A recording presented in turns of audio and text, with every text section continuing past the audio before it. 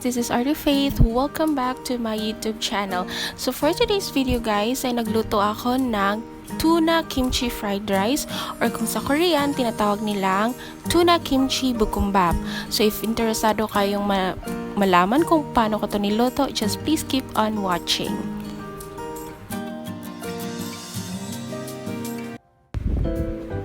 Okay guys, so ang una kong ginawa is maghiwa ng sibuyas. Ayan, para panggisa. Ganon.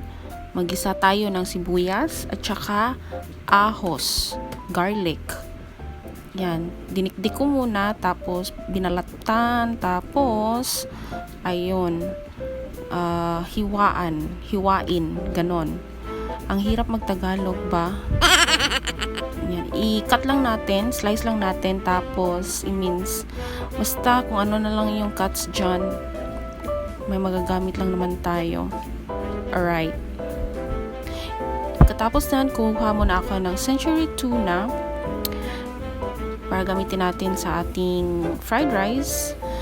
Yan, ang awkward kong mag-open ng century tuna. Alright, so after that, kunin na natin ang ating kimchi. Ito yung paborito kong brand ng kimchi guys.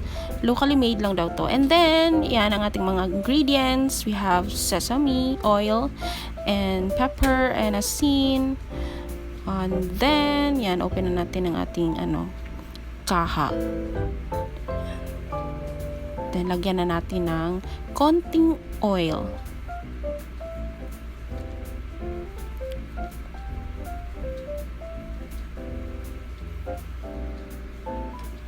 Okay, so yan. Pwesto ko muna dito. Adjust natin yung heat. Check natin kung mainit na ba. And then, gisa na tayo ng ahos. Yan. Katapos niyan, isunod natin ang sibuyas. Hindi ko alam kung ano talaga yung unahin, sibuyas or ahos. Basta sa akin, kung ano na lang mauna, yun na. Pagkatapos niyan, gisa natin hanggang mag-translucent yung sibuyas. Charot. Okay, ganon. And then, kuha mo na ako ng century tuna, gigisa ko na din. Half lang yun kinuha ko guys, kasi ako lang naman yung kakain. Hindi ko maubos lahat yung isang, tawag, lata ng tuna. Ganyan. Half lang yun. And then, gisa na lang natin. Ganyan. Okay.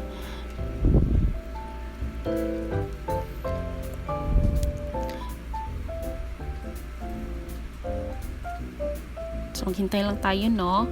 Tayo natin ng ilang minutos.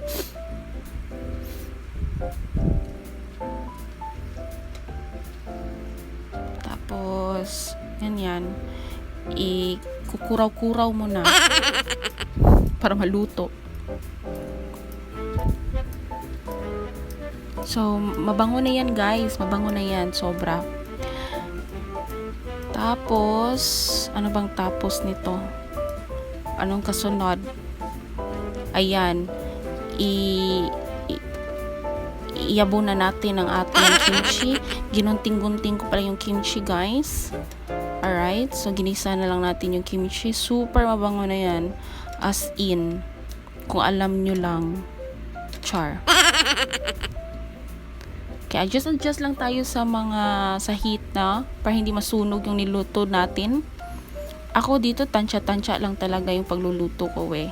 Wala talagang mga measurements. Tansya-tansya lang talaga. Ganun ako magluluto. Then, sunod na natin ang ating rice. By the way, baka nagtaka kayo kung bakit plastic yung ginamit ko na pang stir or anong tawag niyan. Basta, kasi mas madali sa akin gamitin yung plastic, yung pang rice talaga na, ganyan. So, ganyan lang siya guys. Gisa mo na lang yan. Tapos, i-fried mo. Yon. And then, timpla tayo. I just put a little bit of salt to taste.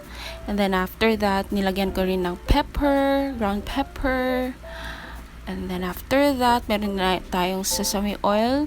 I just add a little bit of it para mas maging mabango ang ating tuna kimchi bukumbap. Yan. Excited na akong kumain nito.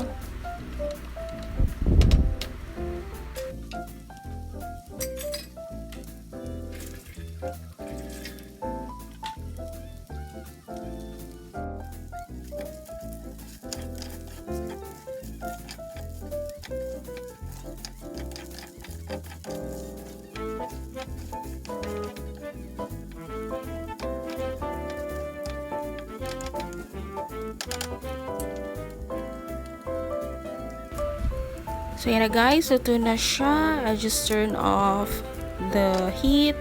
And then, the transfer na natin. So, yung ginamit ko lang na plato is yung same plato na pinagamitan ko ng rice, no? Kasi malinis naman siya. So, para walang masyadong hugasin. Kasi walang agas. Walang tubig, guys. Kaya, yan. Para walang masyadong hugasin. Recycle, ganun. Okay, so it's time for tasting. Yums. Yummy. Excited na akong kumain nito. Actually, naubos ko to guys. Naubos ko talaga. But may natira pa dun sa kaha, diba? Sa pan. Inubos ko rin yan. Pero walang masyadong walang nang maiiwan. Walang mapapanis. Yan. Gusto ko kayong pakainin din. Na-struggle ako sa pagkukuha ng basta ewan. Masarap siya. Maanghang dahil sa kimchi, which I really like. Okay. Yan. Pangalawang subo.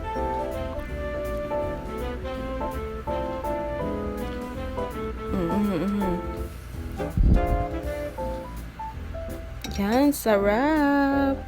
So that's it guys. It's just how I cooked my tuna kimchi fried rice or bukumbap. I hope that you appreciate this simple cooking and matry nyo rin to because it's super yummy talaga.